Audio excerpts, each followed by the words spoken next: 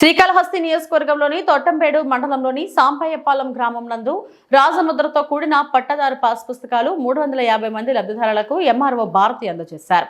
MRO Bharati మాట్లాడుతూ AP ప్రభుత్వం ఆదేశాల మేరకు భూ రీసర్వే జరిగిన ప్రాంతాలన్నిటి వద్ద రాజముద్రతో క్యూఆర్ కోడ్ తో కూడిన పట్టాదారు పాస్ పుస్తకాలను లబ్ధిదారులకు అందజేస్తున్నామని తెలియజేశారు.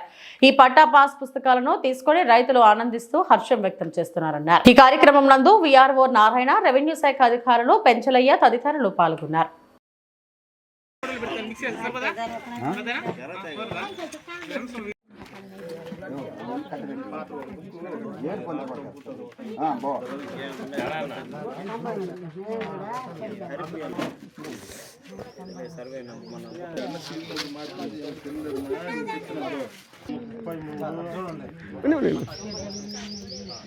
చెప్పండి మీరు సార్. 234 244 262 అడిగింది మేడం పుస్తకాలు ఇచ్చింది వాళ్ళని ఫోటో పెట్టి